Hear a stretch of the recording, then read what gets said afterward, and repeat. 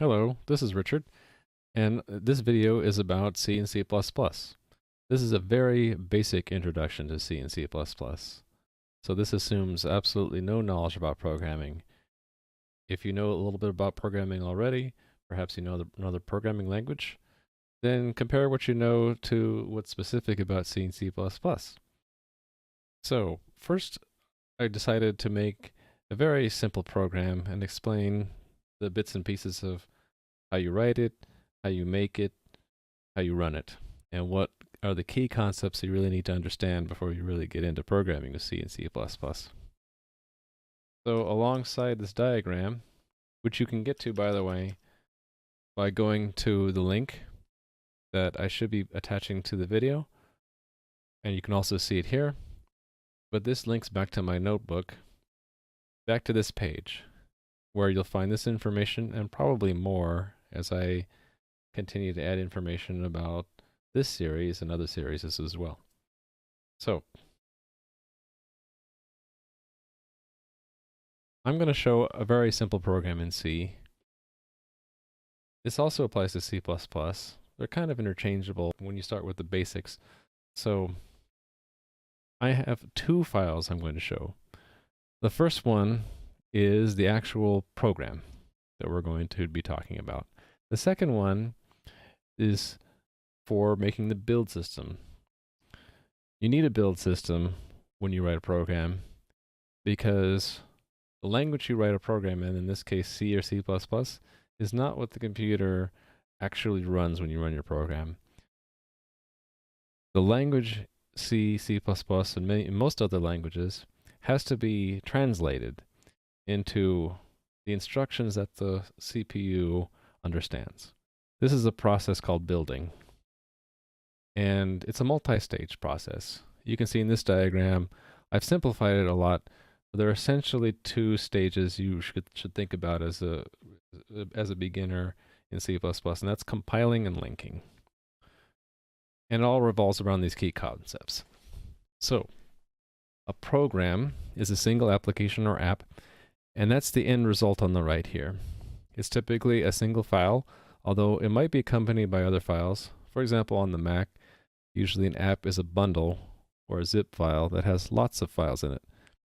It could have the program itself, it could have graphics, art, music, libraries, other things. So when someone says an app, they could mean a single file, or they could mean a bundle of a lot of different files, or anything in between. For a very simple program, it's just going to be a single file. This single file is produced by the linker, which performs this link step. I'm basically working from the right side to the left here. The linker takes as an input a module or an object file.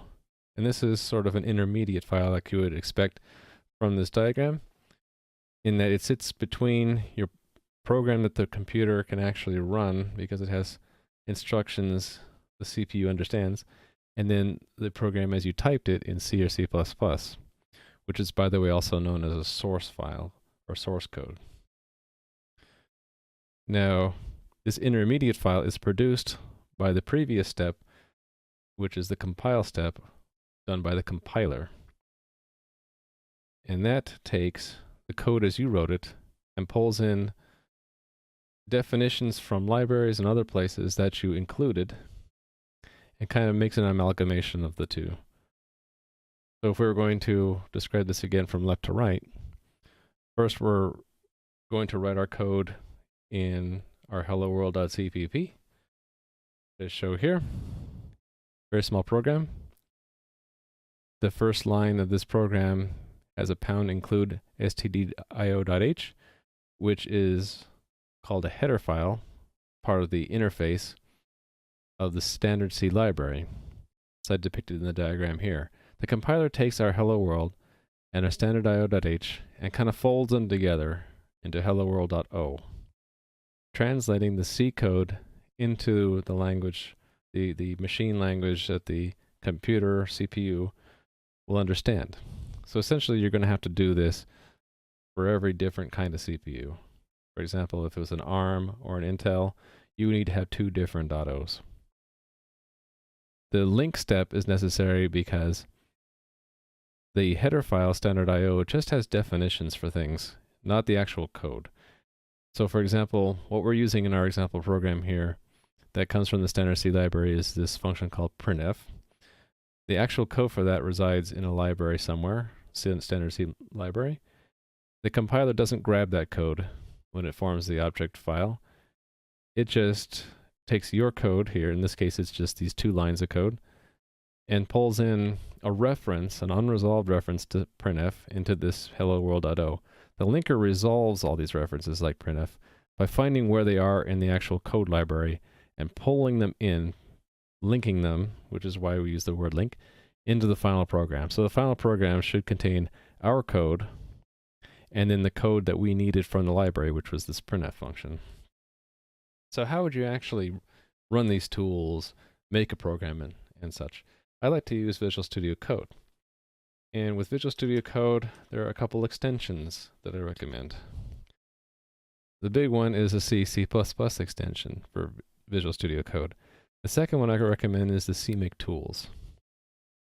And that's because, and I haven't talked about it much yet, but this second file, cmakelist.txt, for a very simple program, it's an excellent thing to have to set things up so you can build your program, because all you really need to do is have one line in it, add executable, the name of your program, and the name of your source code file. And then CMake, the CMake tools, constructs everything that's needed to actually compile and link, no matter if you're on Windows or Linux or Mac or whatever. So I'll show you what happens when I have these extensions installed and then I actually open that folder.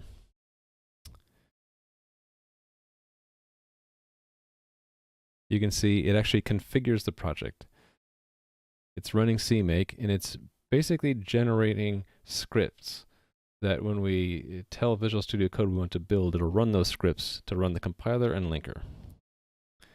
Also, it's going to ask us if we want to set up a special configuration for IntelliSense to work, which is nice because it allows you to see information like this. When I hover over printf, it tells me more information about the function. So we'll say yes. Now all we have to do, without even understanding how the compiler and linker work, to build our program is we go to the CMake tab, and up here we click Build. It runs all of the steps, so the compiling and build and linking. When it says building here, you can see the .o, sometimes it's .o, sometimes it's .obj, but this is the compiler step, and then linking is the linker step, making our exe. Once that's done, we can look at the build directory and we can see our program there. And we should be able to run it. Awesome. So hopefully if you've been able to follow along, or you can jump back and run through this again slower, you should be able to recreate what I just did, just getting Visual Studio Code and the extensions for it, C++ and CMake tools. And I should have mentioned before, you actually need an underlying build chain. In other words, the actual compiler and linker. On Windows, you can get it for free from Microsoft through this Visual Studio Community 2017. Once you've installed that and you run VS Code with CMake tools, it'll automatically detect that you have it and it'll let you pick it as what they call a kit, or combination of compiler, linker, and other tools. If you're on Linux or the Mac, if you're on the Mac, I recommend Xcode, and if you're on Linux, it's probably already built in as either Clang or GCC, and it should show up here when you select a kit. All right, so if you're unable to get to this point along with me, please put a comment on my video and let me know what went wrong, and I'll try to improve this part of the intro. But I'm just going to be optimistic and assume you're able to get to this point where you can run the program like I can, and then I can actually explain what's going on in our program. This very first line where we say #include standard.o.h, what is that? That's actually not C or C++. It's an instruction to what's called the preprocessor, which is like a step that is run right before the compiler. And essentially, it does something very simple. It takes the contents of the standard io.h file, which comes with the tools. It's part of the standard C library. And it inserts the contents of the file in place of this line. And one of the many things that will be in that file is the definition of this function printf. So that allows us to use that function printf. If I were to remove that line, and we tried to build, unless the compiler is really charitable, it'll do like this is doing now, and say printf is undefined. Okay, so usually we put spaces between these includes and our code, just to make it easier to read. Now line 3, what is that? This is many things, and I will break it down into each one separately. And let's do that by, don't normally do this, but we will pull it into individual lines and explain each one. So line 3 in C and C++, a function starts with the type of data that the function returns. In this case, int means integer or it's a number. The second piece is the name of the function. Main is a special name in most C and C++ programs. It's the function that's called to start your program. It has two standard arguments, argc and argv. Argc is a count. It's basically standing for argument count. And argv are the actual arguments on the command line. So when we ran our program like this, there's one argument, which is basically the name of the program. But if I included something like ABC, now there are going to be two arguments. So argc will be 2, and the two arguments will be this will be the first argument, and the second argument will be ABC. So our program's not using argc or argv, so it doesn't matter how many arguments I put. So arguments are pieces of data that are given to the function when it's called. So usually they're either values or they're references. Difference is that a value is a piece of data that's copied. It's usually either a simple piece of data like a number, or it actually could be more complex like a whole structure. Now in C, if you don't see any special markers after the data type, it's a value. So arguments are always the type of the argument and then the name. So this is an integer or a number called argc. And then the comma means we're going on to the second argument. Now char means character or text. Now this asterisk or star means it's essentially a reference. In C, it's called a pointer. There are other kinds of references in C++, but essentially it says the arguments themselves are not being given directly to the function. Instead, sort of where to find the arguments in memory are being given. That's what we mean when we say reference or pointer. So argv points to or refers to where the arguments are stored. The arguments are going to be of the data, character data. And then these brackets mean it's an array of them. So it's if I understand this right, I always get it backwards myself. It's that argv is an array of pointers to one or more characters. So basically a sequence of characters. So in this case, if we have these two arguments, argv will point to two places in memory. One will be where the B starts out at, and the other one will be where this A is.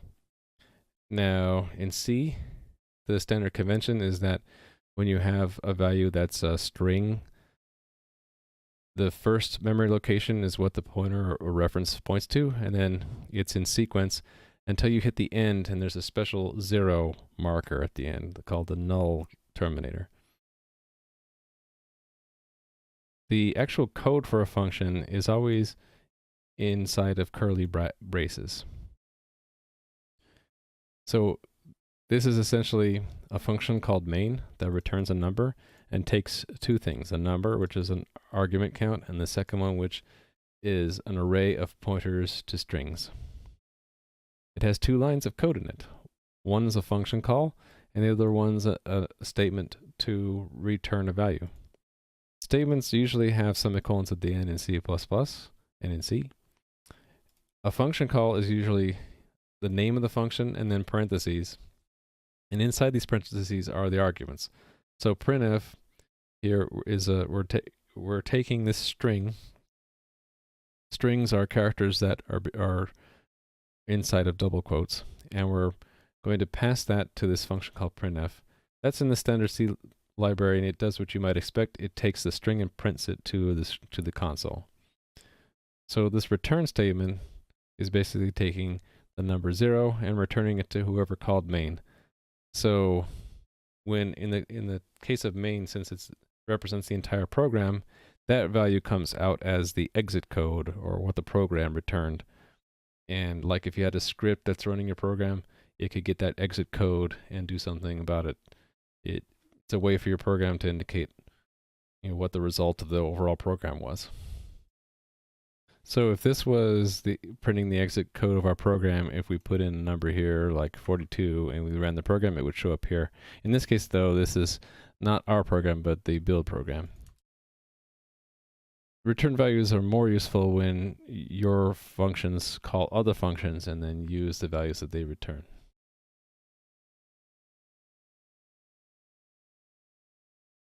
Okay, so hopefully you get the basic concept of what a program is, what a function is, what arguments are. Maybe not completely, but enough to at least have some questions and be a little bit curious and do some research on your own, or be able to watch what I'm going to work on next and kind of get an idea. If you get lost, please let me know in the comments to the video. So I'm gonna take this beginning simple program and kind of expand upon it and sort of introduce a few more concepts. So, as I was saying before, main is a special function. It's called to run our program. Now what if we want to make another function? And we'll just deal with integers right now. And we'll just call it square. And we'll have it take one argument. And the purpose of this function will be that it will return the square of a given number. So, as I described before, return is what you'd have when you want to have a function return something. So, return x times x is going to take whatever value was passed in for x and then multiply by itself and return the result. So let's use it from our main function. So let's say instead of printing hello world, we will print the square of %d is %d. So introducing a second concept here, which is C-style string formatting. Percents are always followed by special sequence. It could be as simple as one character or it could be more. But these are called format specifiers. And what printf will do is when it detects them, it will replace them with values passed after the first argument. So if I say x and I say square x, this first % is going to take x and substitute the value for x where the %d is. And then when it sees the second %d, it'll go to the next argument, which is square x, which is, again, it's a function call, so it's going to take x, pass it to the function called square, and then whatever square returns, it will take and substitute for where this %d is. You have to make sure that the rest of the specifier here matches the type. And you can look in the manual, like in cppreference.com, if you look up printf, D is what you use for integer types. So you can see I already have a compiler error. Good IDEs or editors will do this kind of thing. Well, they'll put like a red squiggly line under, and it's telling me that x is undefined. And sure enough, x was defined inside of this function because it was the argument to square was given the name x. We don't actually have anything called x within the context of our main function.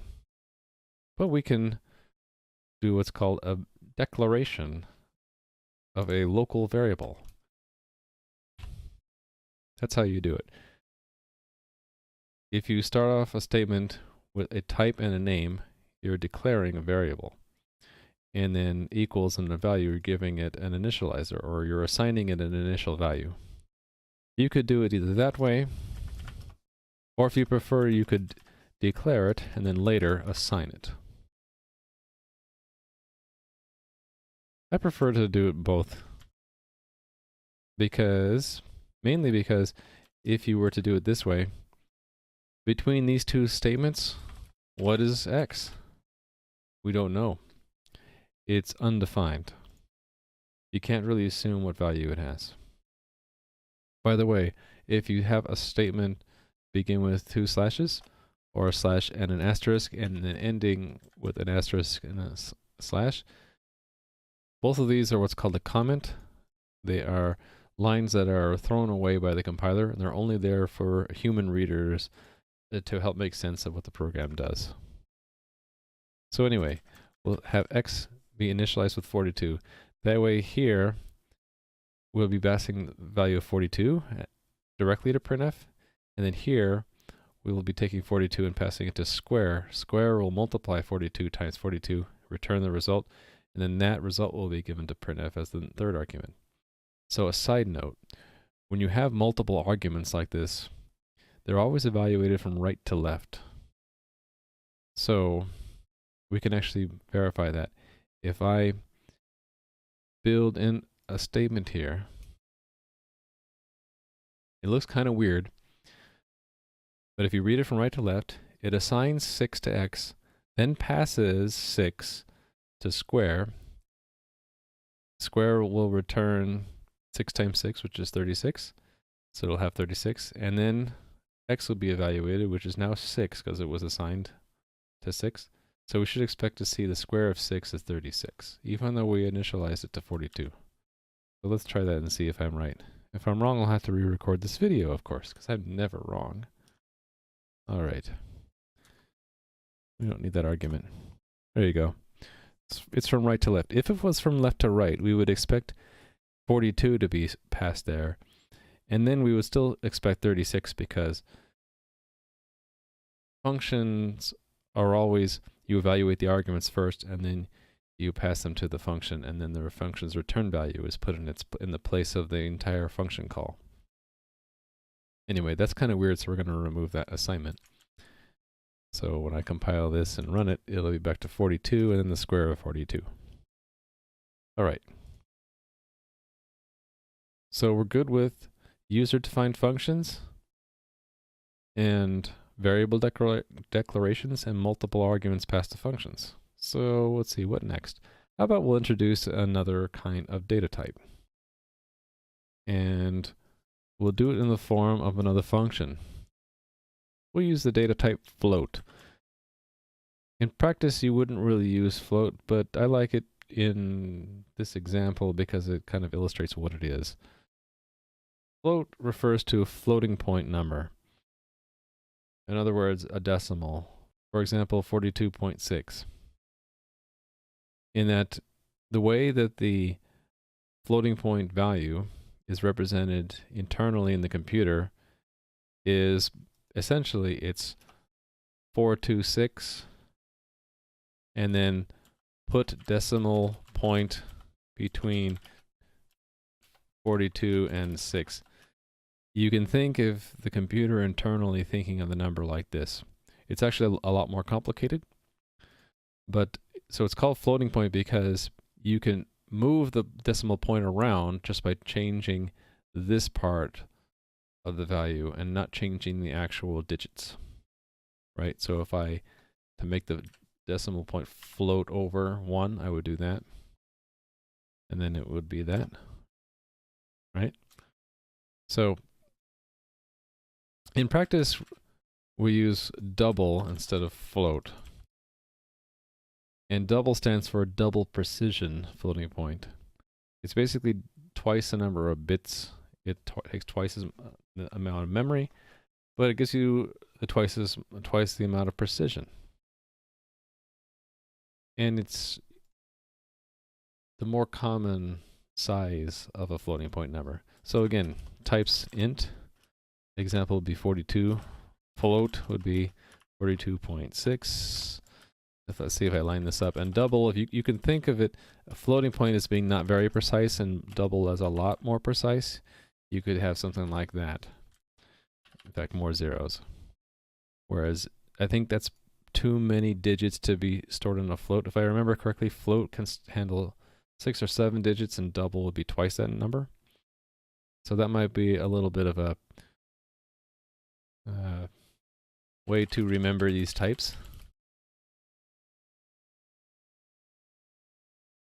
No decimal point. Whole numbers only. Okay, so these are the types that we've dealt with so far. So why am I calling it root? Because I want to kind of do the square root.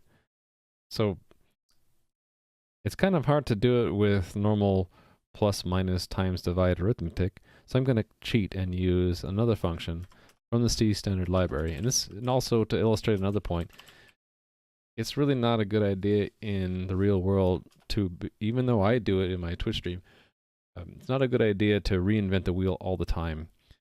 It's better to reuse other people's code whenever you can, because other people that have come before you have probably already solved a lot of the problems for you.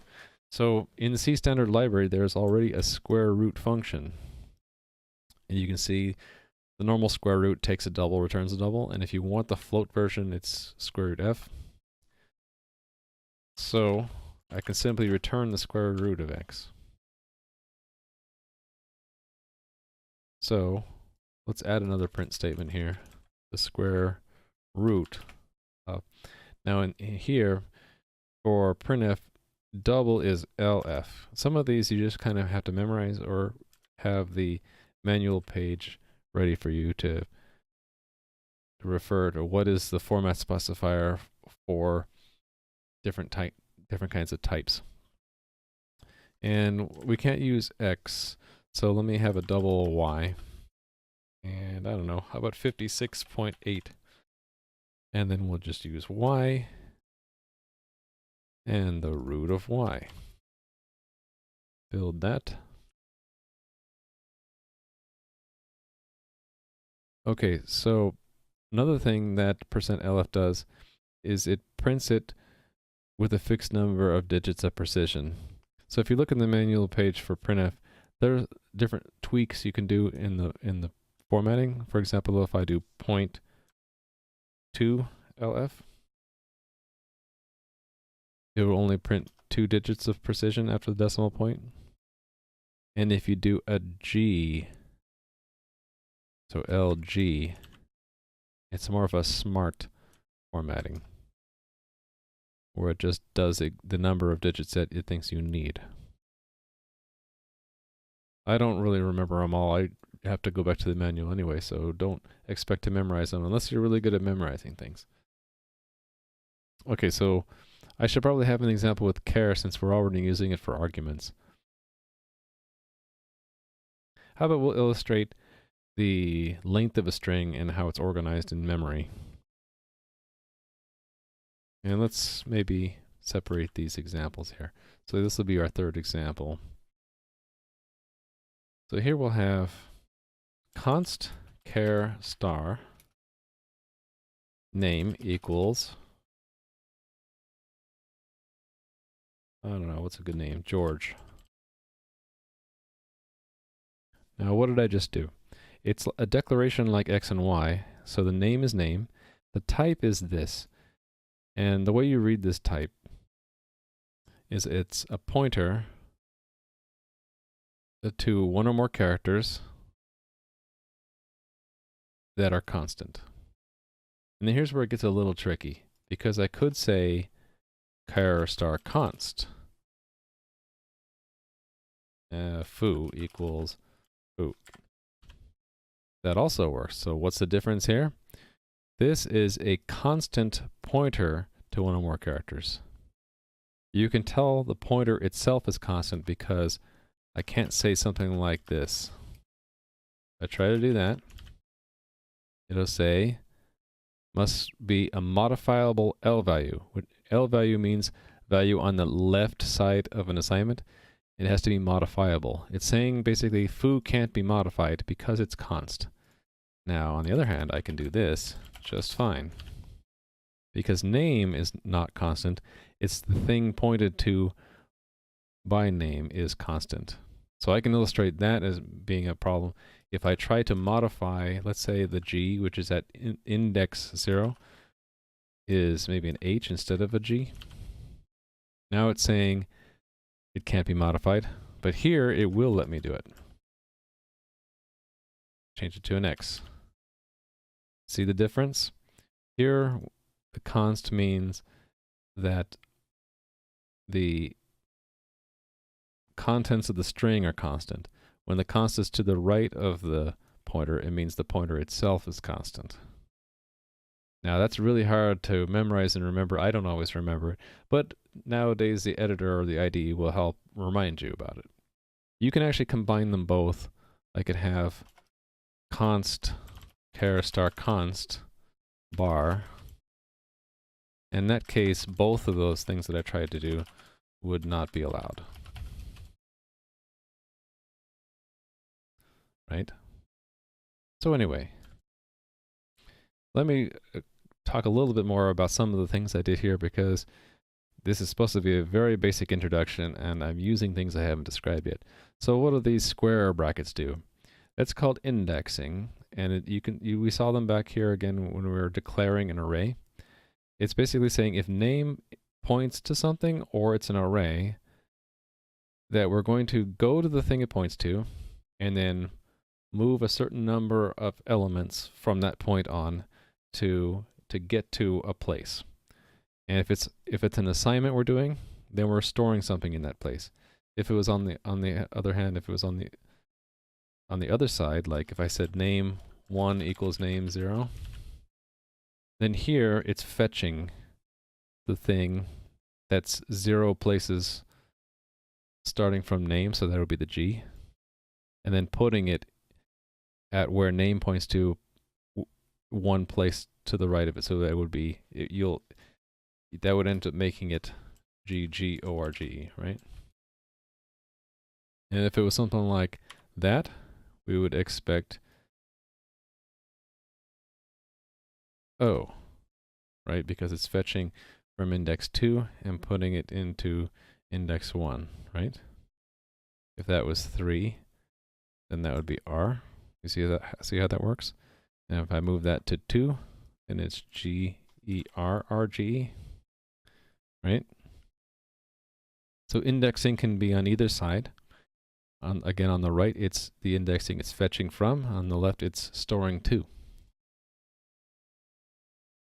Now, this +1, when you use addition with a pointer, right, you are advancing the pointer or moving it.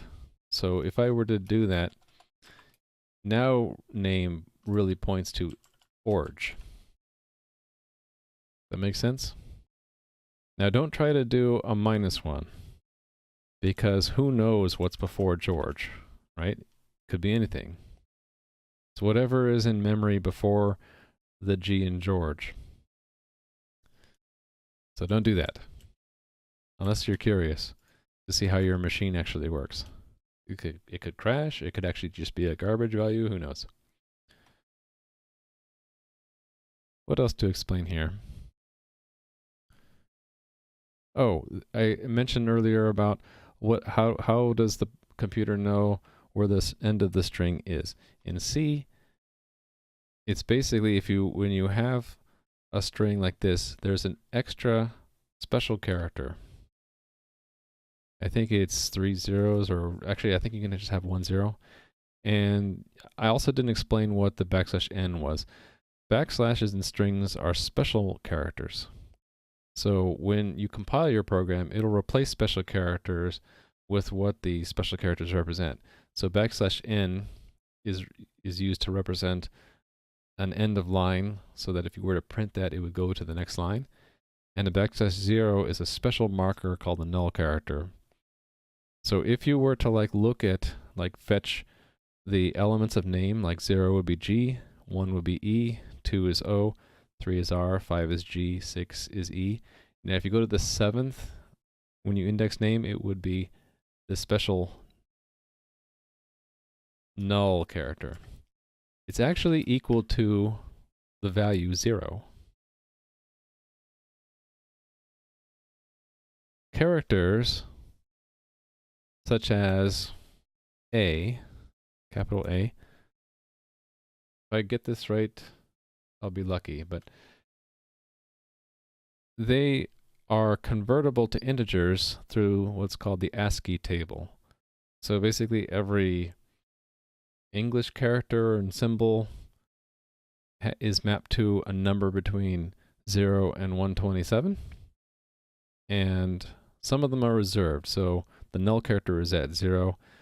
The alphabet starts at, I think it's 41, but I could be wrong. And the numbers 0 through 9, I can't remember. But, and this might be 41 in hexadecimal. Actually, I think that is hexadecimal. So in decimal, it's 65. Anyway, every string in C that's declared like that has really a hidden null character at the end. And we can see that one. Here I'll introduce another concept. If I want to print the length of name, let's actually print the name. Or I'll introduce two things. Actually, introduce three concepts here. 4. We'll really confuse you here. Let's see. Size of.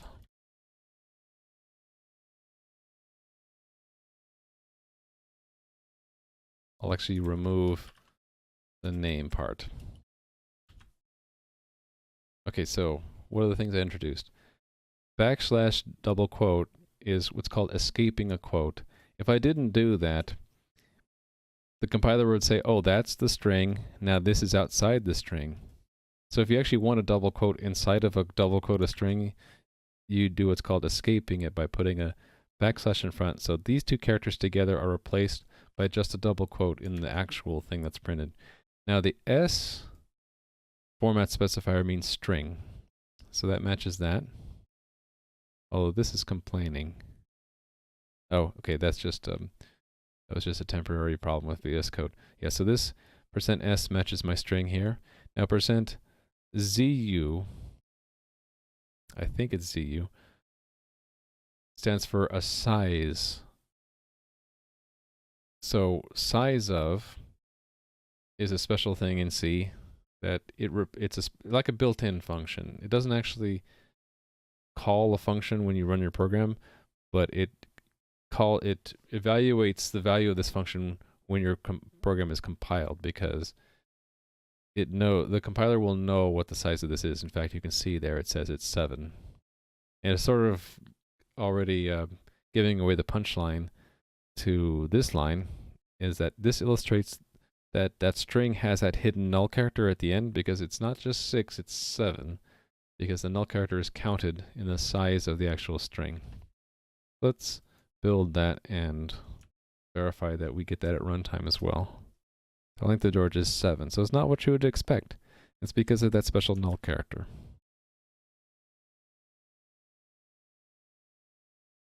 Okay, what next? I guess I should put in here that char is a character, like that, and then a char star is some pointer that points to a sequence, so something like George, right? And actually 7 characters here because of at the end. So in review, the types I've covered are integer is just whole numbers. Float and double are for decimals, where a float is low precision and double is higher precision, double precision. char is a single character from the ASCII chart, so 0 to 127.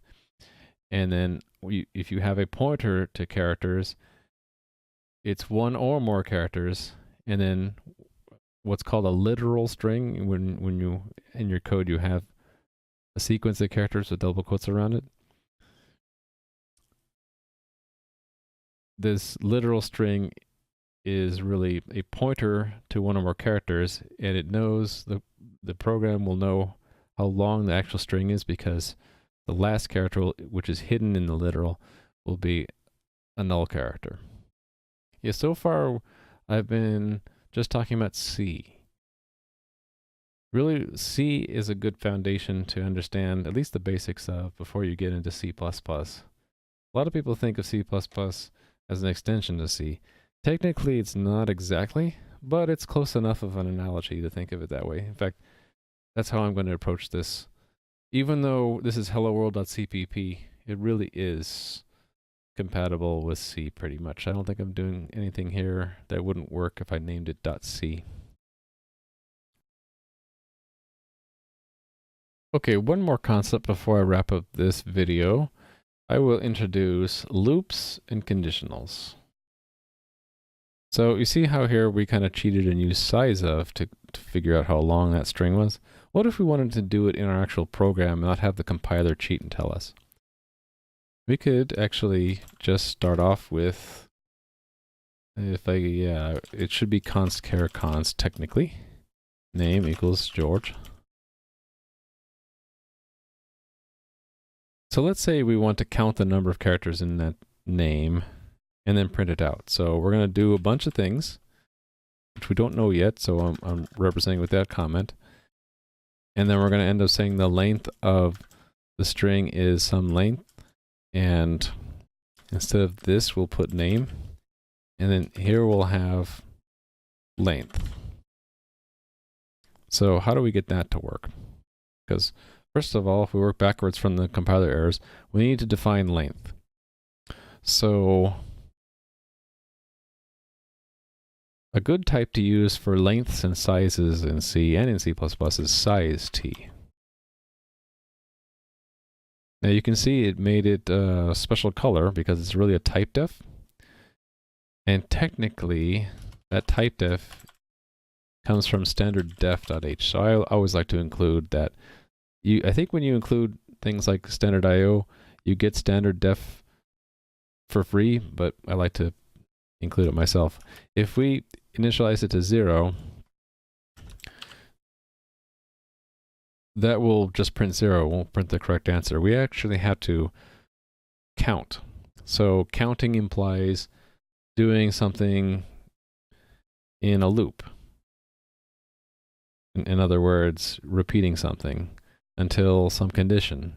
So the condition we're looking for is the end of the string, which I already described as there's a special null character at the end. So here's what it looks like. You would have something like while name length is not equal to that special null character plus length. So what is that? While is one kind of loop in C. The other kinds are do or for. And maybe I leave it up to an exercise up to the reader to look up what do and for are, but they're basically variations on the concept of looping. Essentially, it looks like a function call, except for it's got a block of code, like inside, a nested block of code. So far, the only blocks of code we've seen are function level. This is a loop block. What it'll do is it'll run the statements inside there over and over again until some condition becomes true. And that condition for a while is the condition that's in the parentheses, inverted. In other words, while this condition is true, keep going. But as soon as this becomes false, stop. So the for and do variations of the while loop are different. And they differ in whether the condition is when you stop the loop or not, and other things. But this is the pretty simple one. So it's saying while this is not true, while that's true, do that.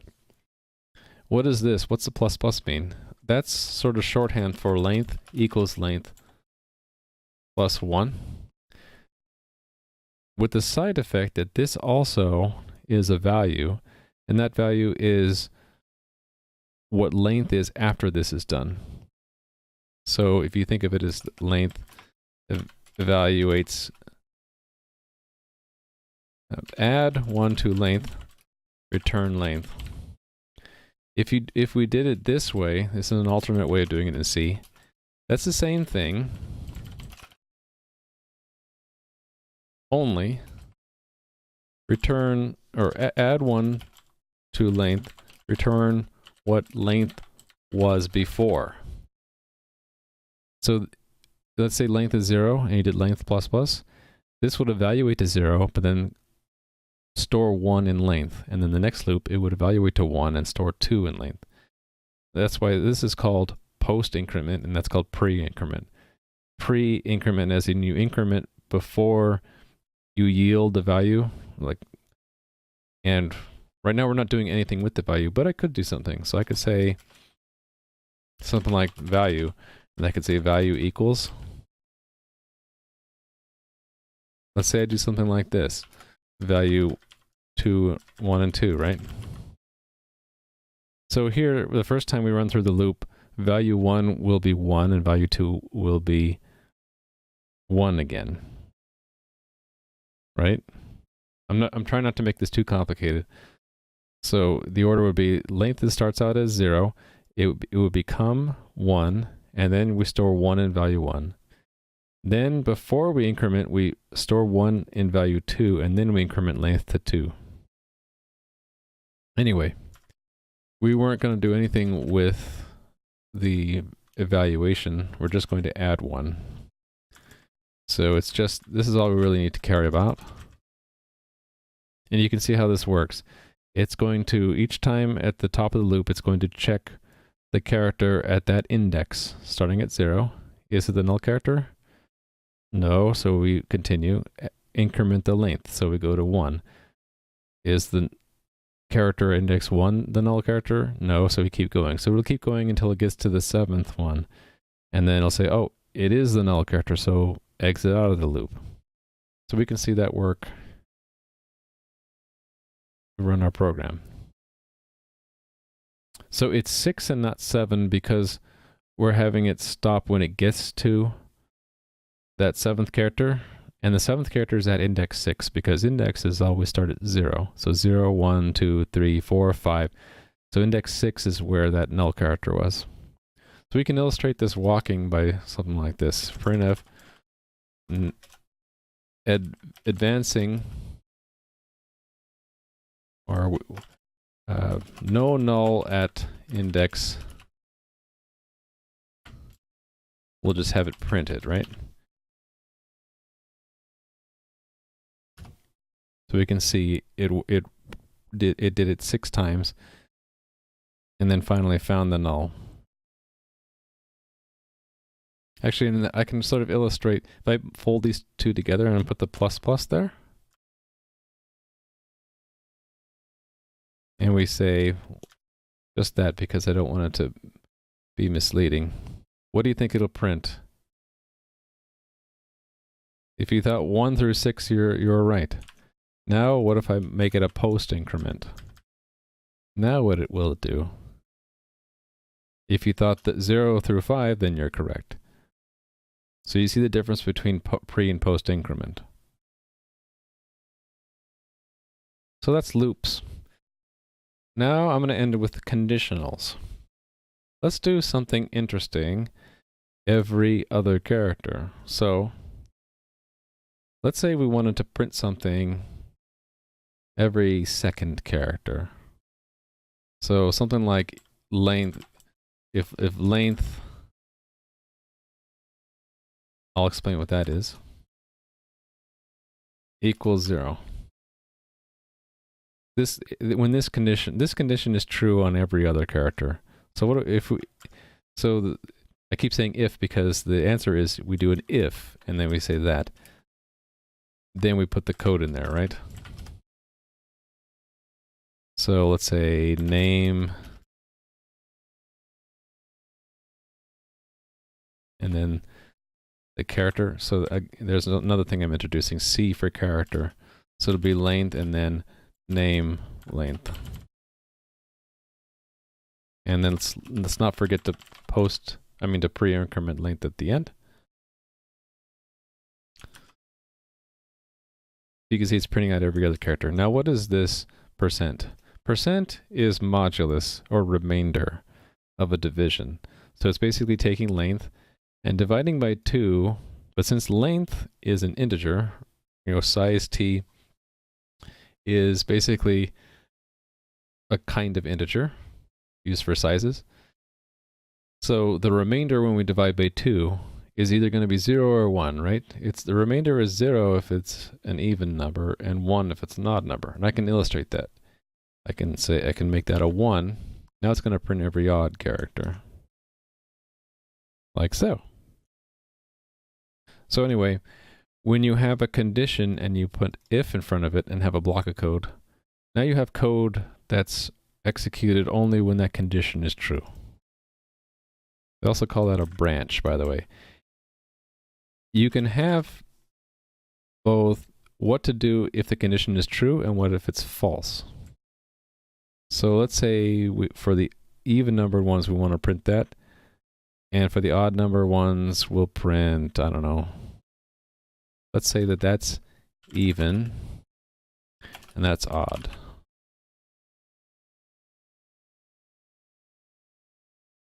There we go. So it gets a little bit more advanced because you can kind of chain these together. So one thing you might see is might see an else if something else. And that's really just a shorthand for this. Right? So it's common shorthand to chain ifs together by having the else just go into another if else, and then you can see that you can even add another if else for this else. Some languages have a special syntax for this, and it would be something like else if, or sometimes even else if. But in C and C++, you just chain it like that.